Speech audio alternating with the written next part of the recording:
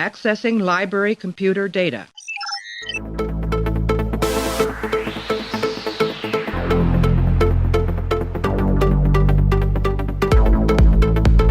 to make sure that history never forgets the name Enterprise.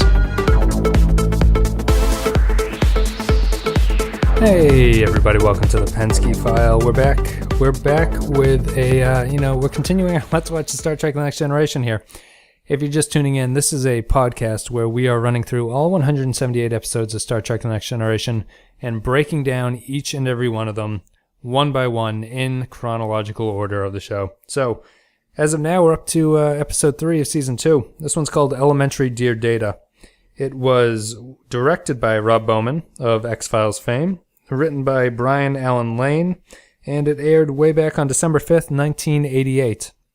In this one, a holographic adversary manages to take control of the Enterprise, and he battles Data in a battle of wits, I suppose is what you'd call it.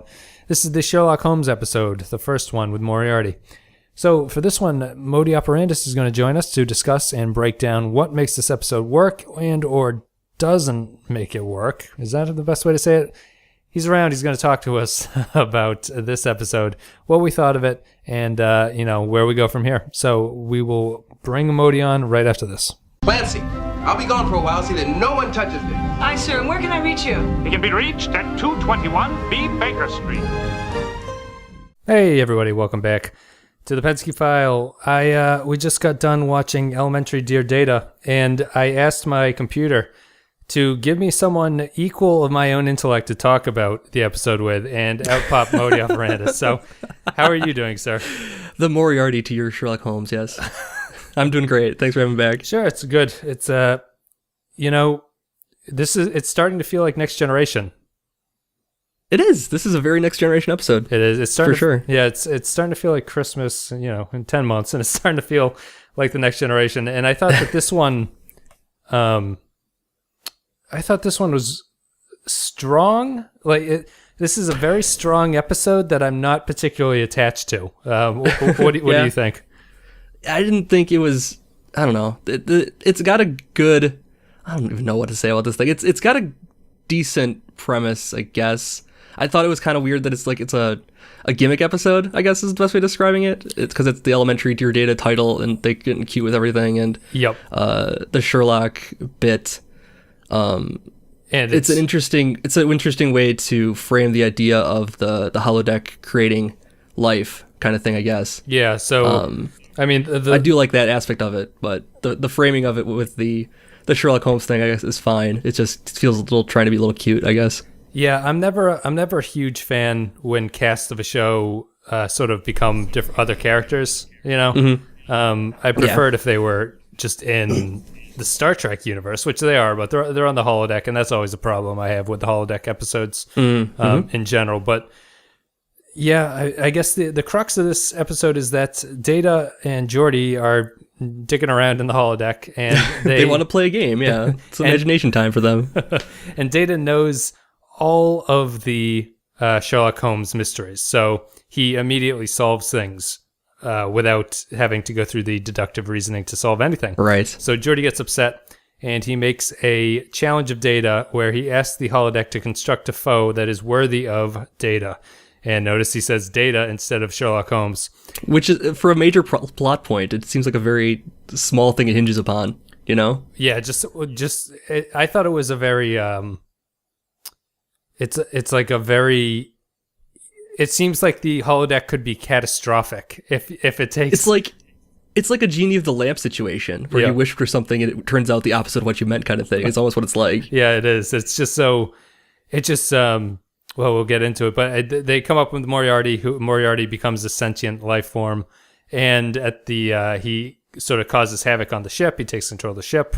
Picard goes in, talks him down, and then they shut Moriarty down, and that's the end of the episode. That's the broad strokes of it. I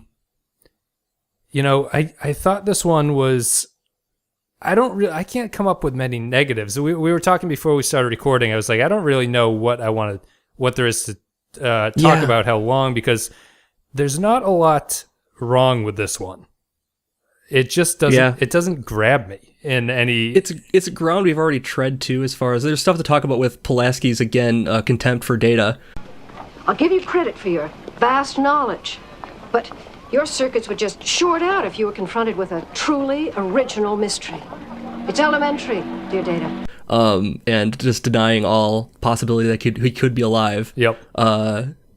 So we've already covered that ground, like last episode probably, actually. Yeah. It's going to be because it's every episode in season 2, pretty much. Yeah, because we just watched Outrageous O'Connor and did a podcast on that one. She's not in that one, actually, so it's kind of a nice break. But it's the, it's just like everything looks great in this show. There was obviously a ton of production value that went into making this London Holmesian type setting.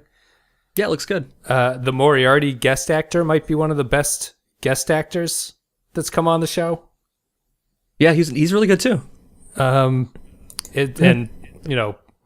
I guess my main, before I get into why this is a good episode, I guess my main problem here is that the plot is a little bit sloppy in that it changes focus halfway through.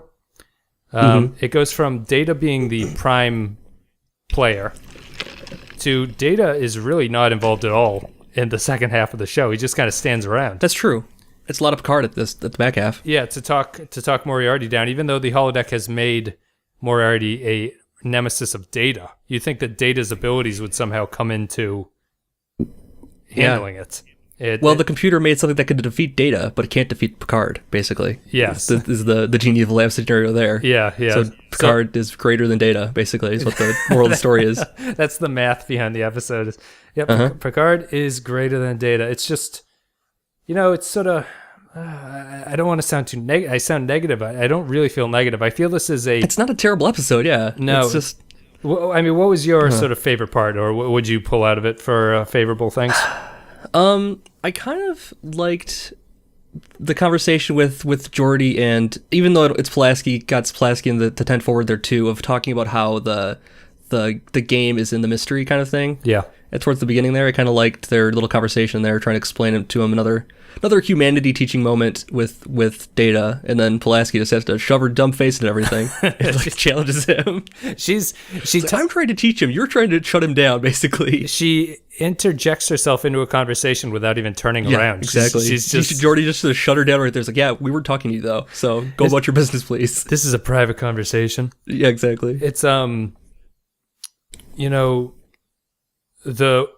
weirdest thing about the Pulaski Data interaction, I continue to hold this thought, is that no one else on the ship sticks up for him as she again, even Geordi, who's just talking to him, doesn't take his side at all here.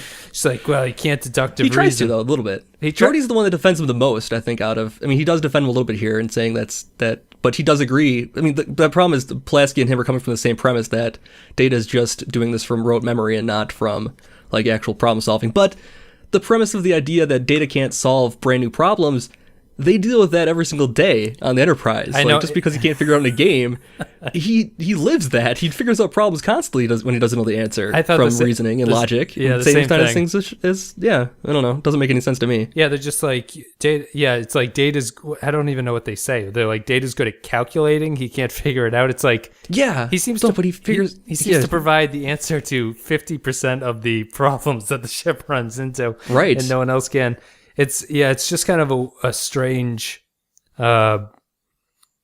duality to what they consider for Data here, and it's interesting. I think we're very early into it now, but it feels like season 2 is really Data heavy in terms of episodes.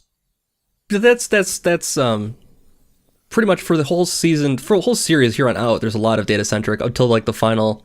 It comes back to Picard in the final season, I think, too. Yeah, mostly Picard in the final season. Yeah, but really there's a lot of Data throughout the series. They're really starting to hit his "what is a man" type question. I think Measure a Man is this season, which blatantly just asks that. Yeah, pretty much. But it's like to tie into the whole Data thing is they create this Moriarty program that becomes sentient life. Yeah, and no one seems particularly impressed by this, despite the fact that they all treat Data like he's the sort of most unique creature in the world because he's a machine that can think. Moriarty seems to be a super genius, super intelligence, and the crew is not particularly impressed by it. Well, just even the fact they're not impressed that they're impressed in the future episode, spoilers, this whole Moriarty thing comes back around here, but in season 7 or 6, but the fact that Geordi just created life, nobody's bothered by that. Like, let's take a minute to consider this here. Geordi told the computer to make a thing, and it happened, and he created a living being. Yep. You can't take it off of the holodeck, but, like, you know? No, I mean, it's just so bizarre. Through such a loosey-goosey way of creating it, you know, and then later on in the episode, they mentioned that the fail-safes have been overridden. It all seems very, when Picard is threatened by the guy with the knife, and it's like, he could have killed you. Well, I'll take that coin, sir. That's right. Any more you got, too? Excuse me. I don't think so. I want all that money. That's right. I want it now. Data.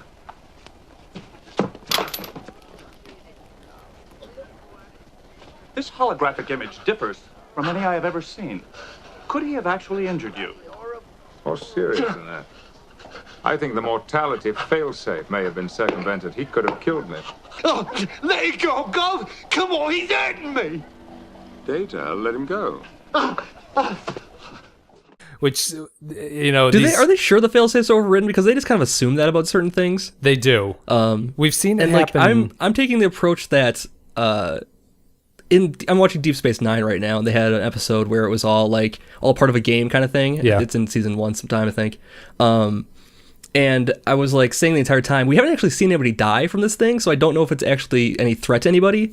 So like, the original series did this all the time. They could establish stakes by killing off a red shirt super quickly. Yeah. But here, there's nobody to kill off. They don't use red shirts that often to establish that there's stakes and everything. Yes. So here, you don't know for sure that the failsafes are turned off. You just assume they are. But I mean, you might not have been in any danger for Moriarty at all. The computer might have stepped in at the very last minute and shut you down. Right, and it doesn't even. Well, I guess it turns out later, Moriarty doesn't even really want to kill them. You know, he just wants to get out of there.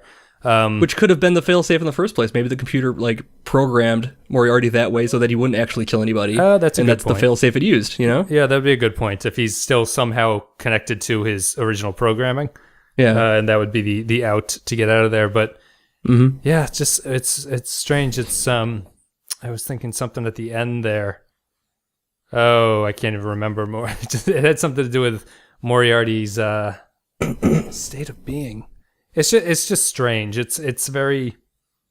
Yeah, I'm unimpressed. Well, we'll be revisiting this in 3 years when you're at the final seasons of this. I know. We'll be revisiting Moriarty thing here in even more detail. I did like that there was a lot of holodeck technobabble about how it actually works. Oh, that's they're finally trying to figure that out now. Yeah, you just reminded me. I was thinking of. I was going to say that they do sort of a half-assed job. Like they start explaining it, and then they're just like, yeah, and then it also does some other things. It still doesn't make sense. The Geordi's explanation does not make any sense. No, it kind of just it tricks you, and it's actually the same size room, but that doesn't make any sense because I've seen some sprawling landscapes in this place. Yeah, that you seem to be able to go to anywhere in. I've seen people throw rocks great distances. Right. So I mean, if something's showing up on the wall, that still doesn't explain why I don't just walk into the wall, you know? While you're hitting the wall constantly, yeah. I'm in the corner, Data. We got to reset. Hold on. Or how Pulaski can be in one section and you just can't contact her. Yeah, it would be like if someone was in the room next to you and you just could not have any means of, if Pulaski yelled, couldn't they just hear her? It doesn't, right? Because they claim she's bound and gagged, but later on she's clearly not bound and gagged. No. She could have shouted for them in the same room as her, so they could have heard her. Yes. Yeah.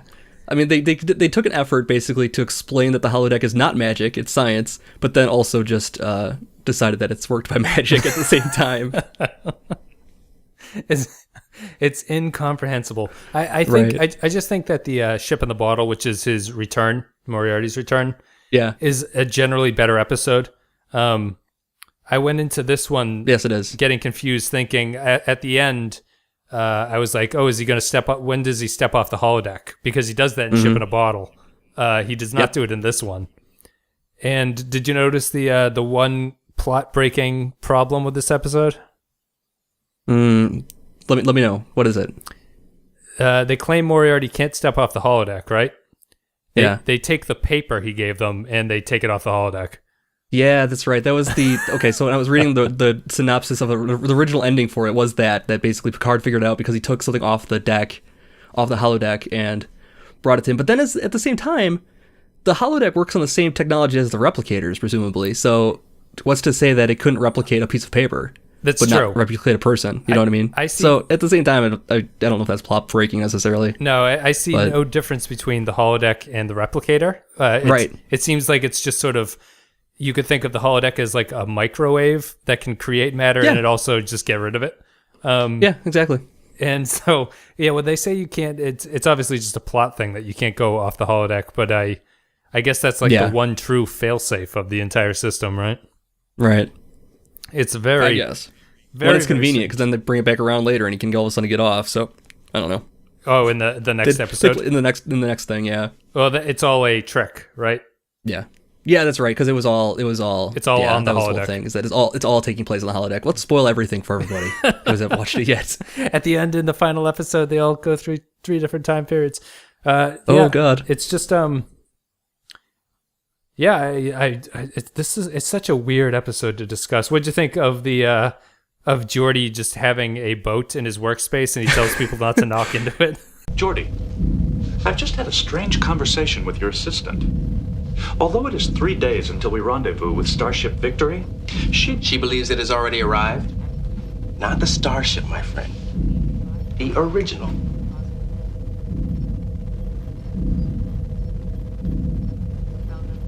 This is my gift to the Victory's Captain Zimbada. most unusual. I served with him as an ensign. Sure wish he'd been in command of this Victory. Wind and sail. That's the proper way to move a ship. But Geordi, your Starfleet specialty is antimatter power, dilithium regulators. That's exactly why this fascinates me, Data. See, it's human nature to love what we don't have. Simpler days, huh? Right, like why do you have to have that here? Don't you have quarters that you could put this in? Like I know you want it on display for people. I guess for something like that you don't want to move it too much. No, absolutely. But it seems like it doesn't really play a factor in anything. No, that you built a replica of the Victory just because the Victory is visiting them.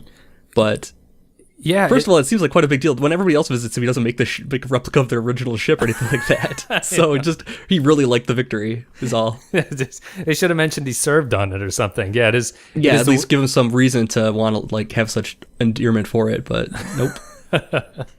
It's. Oh no, he did. Okay, I'm reading in the synopsis. He actually did previously served as an ensign on the Victory. Oh really? Wow. Maybe I guess I'm not giving the episode enough credit. Yeah. Yep. How very. It all makes sense. Yeah. Very very interesting. I mean, yeah. I don't want to sound negative about this. I love the production value. It's a good episode. I think it's cool. Yeah. The costumes are really great. It looks good in the high definition version. Mm-hmm. The script is character based, which is unique for this period of the show. Which is good. Yeah. Even the sort of lesser episodes of this from the season 2 onward are elevated over season 1. There's something. The personalization of the characters is really coming to a head. And the show still is sticking with sort of high concept plots every once in a while. Which they would do through the whole thing. But, from season 3, they sort of stick to the characters, and the characters are the reason that the stories happen. They're finally understanding how to use Data as a character, I think. In season 1, they didn't, get too much into, the fun things you can do as far as the sci-fi genre thing of having the non-human person analyzing humanity kind of thing. Yeah. And they don't do as much of that in season 1 as they do in the future here, and that's really where Data's strength episodes are, I think. Yeah, this is, I think we mentioned earlier, but the interaction Data has with everybody feels like the interaction he would always go on to have. Yes. Where it's more natural. Yes. Not this, I've never heard of perfume before. Yeah, kind of thing. Not the stilted a little more natural now. I'm just a sort of walking around Wikipedia entry. Right. Where he's actually being involved in things that are going on and, sort of using the other people as a mirror, or not a mirror, but like an entryway into humanity. Mm-hmm. It's all very good. Right. It feels like a later season show. It feels like it's, you could see something like this in the third or fourth season, minus Pulaski, of course. Yeah. You couldn't do it because Pulaski's not there. It wouldn't have any reason for anybody to doubt Data as much as she does. Yeah, that's true. So, I mean, before I moved on to my big points, I just wanted to ask you, did you think that Geordi got a little bit huffy when Data solved the original thing at the very start of the first show? thing? Yeah, he kind of threw a temper tantrum. It didn't seem very becoming of him to do that, but Data, I liked it. I dressed up, I came down here, and it's like, why don't ruined it immediately. Why don't you just tell him? Well, how does Geordi not know everything? And I guess Data's Data reads everything very quickly, Geordi doesn't know anything about Sherlock Holmes, but wanted to play the thing in the first place. Yeah, Geordi's a little bit more ignorant to the era and everything. Yeah. And it's also, I guess this kind of reminds me that when they first go in and they start, this is a recurring theme when people sort of make stuff on the holodeck. They walk in and they act like it's real. They're like astonished by it every single time. Yeah, they're treating these things as if they're in a museum and they are the actual items that they, like he holds up that brooch or whatever and he's just like, I can't believe it. This is here. Of course it's here. Yeah. They think you make anything. It can make you all. And I also wondered, why do you have to dress up to go into the holodeck? Couldn't it just replicate? Doesn't make any sense either. Just make you, the things that are seeing you inside of the holodeck are programs, so they can see you however they don't actually see you. You know what I mean? Right. Yes. You don't need to be in costume. No. They see you however you want them to. Which is weird. Yeah, it's always something they mention. But couldn't it just replicate some clothes on top of you? If you just stood there and they're just like, here you go. It's not the same. It's not the same. You're not actually wearing it. Because I guess that's not holodeck. I just remember the episode where Picard brings his horse saddle. I don't think he was going onto the holodeck, but no, he wasn't for that. No, they just people seem to have a lot of storage space for these Victorian era costumes, and it's like, where are you guys storing everything? The deck 3 costume closet, please. Deck 3 next. So my big issue with this one is I'm not particularly happy with how the show wraps up. Picard sort of takes the lead. Yeah. Data is pushed to the back, and Moriarty really just kind of gives up. Right. The crew does not do anything to bring around the resolution here. They just say, we can't do this now. Maybe we'll be able to do it in the future, so why don't you calm down? They came up with a good premise for the episode, then kind of wrote themselves into a corner where they couldn't actually solve it. Basically, I think what happened here. Yeah, that sounds just the resolution is, okay, I guess I believe you, and I'll do what you want, versus... I don't know. Yeah. What else is Moriarty going to do? I mean, he can blow up the ship and then he will die anyways or whatever. So yes, that's true. If we don't need every single episode to end with the self-destruct countdown. So I don't think it'll be okay if we don't this time. It's true. It's also what do you have to do to make the ship jar? Because they go into high speeds frequently and they turn frequently and no one ever seems to notice it. But all of a sudden, when Moriarty wants the ship to judder around, everyone is acting like they're being thrown off their feet. Yeah, it's very, very strange, very interesting. It's like a snow globe to shake it. That was really have to resettle. everyone resettles on their feet.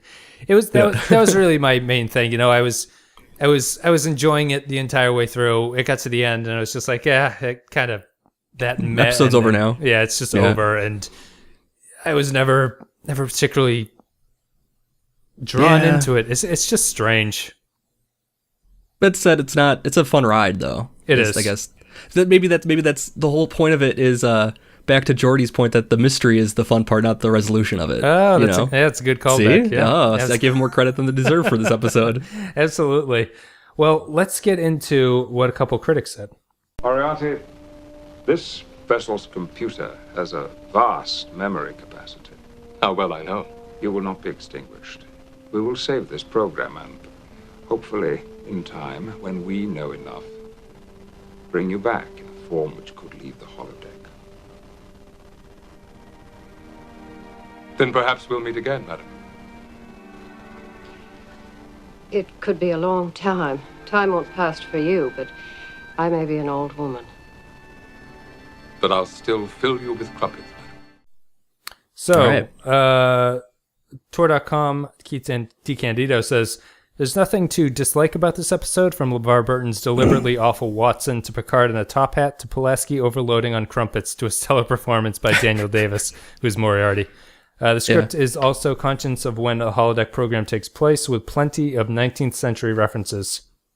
It's just wonderful, wonderful stuff. That's what he wrote, and he gave it a 7 out of 10. Okay. AV Club. Where is the AV Club? Here they are. Silence His Lease. Get out of here, Silence His Lease. Elementary Dear Data. He says, I should hate this. I mean, I love the episode when it first aired because it had a talking robot who wore a hat, and it has a lot of elements I've come to dislike about TNG. The holodeck is insanely powerful and dangerous for no good reason. Spiner overacts, which can be clown on styrofoam experience, and the plot hangs in part on Pulaski's contempt for Data. Plus, the episode's got the actor who played the Super Faye Butler from The Nanny, and that is a show that I would dearly love to never think about again. I don't hate Elementary Dear Data, though. I expected to, and was dreading having to watch it for the recap, but something odd happened by the 10-minute mark. Spiner was playing Holmes as broad as Marilyn Monroe at a Hemingway convention, and LeVar Burton was doing a bizarre British accent. But instead of drafting a formal letter of resignation, I started grinning. So I think he enjoyed it a little bit more. He gave it a B+.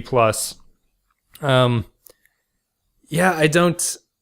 I feel bad that I have so little to say about this one, but it really doesn't bring anything to the forefront of what I consider an interesting episode.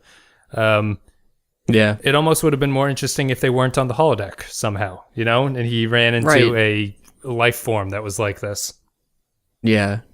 Original series would have sent you back in time. This just makes a holodeck. That's that's true. Yeah. It would definitely would have gone back, and Spock would have met his match as a emotional somebody somewhere. Yeah.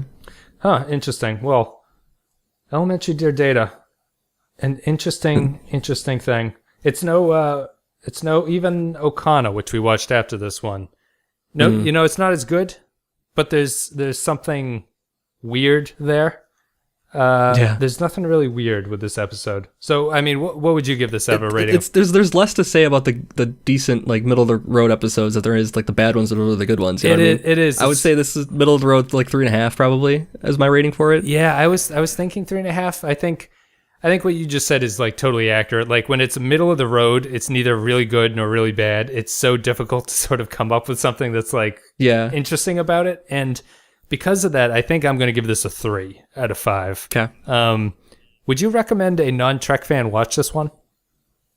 I think I would. It's as far as holodeck episodes go, it's a pretty decent one. Yeah. It does have a little explanation of the holodeck too, if you're a brand new person on it, because Pulaski plays the dummy who's never been on the holodeck before, kind of thing. Yeah, which is becoming absurd at this point that people have never been on the holodeck. Because you have to have somebody be the everyman in every single scene of every single episode. So, but I think I'd recommend this to a non-Trek fan. Yeah, I was thinking about it because that's sort of my dividing line between a 4 and a 3. I think I would show this one to somebody just because it's good quality, but I don't know if it really, if they wanted to be like, this is what Star Trek is about, I wonder. I wouldn't lead with it. Yeah. But I'd throw it in the mix. I wouldn't lead with it though. Yeah. I put it like, track 3 or 4 on the playlist maybe. Yep. Yeah. I don't know. On the mixtape of your Star Trek. You bring them down a little bit. Be like, okay, some of them aren't great, but some of them are decent enough. But yeah. We're gonna make a mixtape of Star Trek. Yeah, they're gonna do that. After that bump follow the high fidelity rules of making a good mixtape, and then do the same thing for Star Trek. Oh, basically. Absolutely. Yeah, I haven't watched High Fidelity in a long time though. Too true, too good. So you'd give it a 3 out of 5. I'll give it a 3. 3.5. Yep. Yeah, 3.5. Yeah, I'll give it a 3.